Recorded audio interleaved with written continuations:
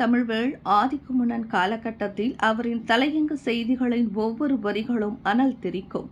ஒவ்வொரு விடியலும் அவரின் பேனாமுனையில் வெளிவரும் செய்திகளை படிக்க ஆர்வமாக இருந்த காலகட்டம் நாளிதழ்களை படிக்க மிகவும் ஆர்வமாகவும் இருக்கும். அதேவேளை நமக்குள் சுறுசுறுப்பையும் அதிகரிக்கும் என தாமரை குழுமத்தின் இயக்குநர் டத்தோ ரெனா ராமலிங்கம் கூறினார். தாம் இன்று வரை தினசரி 3 தமிழ் பத்திரிகைகளை தவறாமல் வாங்கி வருவதாகவும், ஆனால் அதனை படிப்பதில் ஆர்வமில்லை என்றும், காரணம் தற்போது பத்திரிகைகளின் தலையங்கம் முன்பிருந்த வேகமில்லை என கூறினார். மேலும் பேசிய அவர், இன்று ஆன்லைன் ஊடகங்கள் பல வந்தாலும் தினசரி தமிழ் பத்திரிகை ஒன்றாவது வாங்கி தமிழை வாழவிடுங்கள் என வலியுறுத்தினார். தொடர்ந்து பேசிய ரெனா ராமலிங்கம், இந்திய குடும்பங்கள் தங்கள் பிள்ளைகளை தமிழ் பள்ளிகளுக்கு அனுப்புமாறு அவரின் உரையில் அறிவுறுத்தினார். முன்னதாக தலைமையுரையாற்றிய நெகிரி செம்பிலான் தமிழ் எழுத்தாளர் சங்க தலைவர் மூத்த கவிஞர் அமுத இளம்பரதி, ஆதிக்குமணன் எனக்கு மிகவும் நெருக்கமான நண்பர் என்றும் அவரின் நினைவு நாளை விழாவாக கொண்டாட வேண்டும் என்பது தனது நெடுநாளைய கனவு என்றும் அது இன்று நிறைவடைந்துள்ளதில் நான் மகிழ்ச்சி அடைகிறேன் என குறிப்பிட்டார்.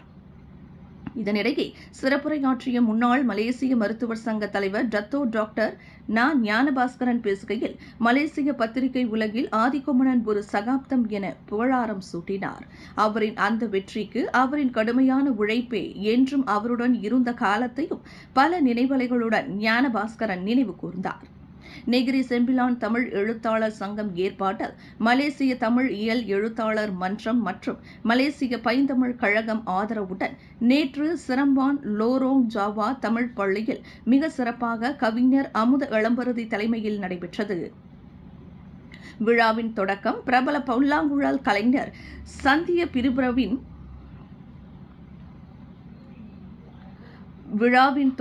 பிரபல புல்லாங்குழல் கலைஞர் சத்யபிரபுவின் குழல் இசையுடன் தொடங்க நடன மணிகளின் அற்புத நடனம் மற்றும் வளரும் இளம் கவிஞர்களின் கவிதை மழையுடன் தொடர்ந்தது. இவ்விழாவில் ஆதிக்குமணன் சாதனை விருதுகள் இருவருக்கு வழங்கப்பட்டது. அவர்களில் ஒருவர் நம் நாட்டில் நம் இனத்தின் வரலாற்று ஆய்வாளரும் படைப்பாளருமான மூத்த எழுத்தாளர் மலாக்கா முத்துகிருஷ்ணன். அவருக்கு சிறப்பு கேடயத்துடன் 3000 ரிங்கிட் வெகுமதியும் வழங்கப்பட்டது. இதனிடையே தமிழ் பள்ளியில் ஆரம்ப கல்வியை தொடங்கி பல்கலைக்கழகம் வரையில் தனது கல்வியை தொடர்ந்து ஒரு சிறந்த வழக்கறிஞராக உயர்ந்து தான் கற்ற தமிழ் பள்ளிக்கும் சமுதாயத்தையும் மறவாது பல சேவைகளை ஆற்றி வரும் வழக்கறிஞர் மா சிவராமருக்கு விருதுடன் 1000 ரிங்கிட் வெகுமதியும் வழங்கப்பட்டது.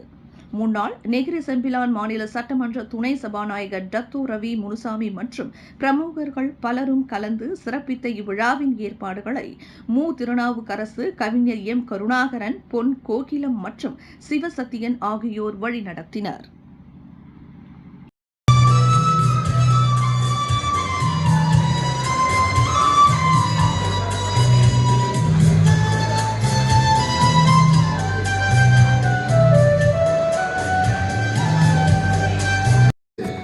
அன்றைய காலத்தில் நம்ம பத்திரிகையை பார்க்குறாருந்தா காலையில் ஆதி சார் என்ன எழுதியிருக்காருன்னு தான் பார்ப்போம். ஒரு வேகம், அன்னைக்கு ஒரு வேகம் இருக்கும்.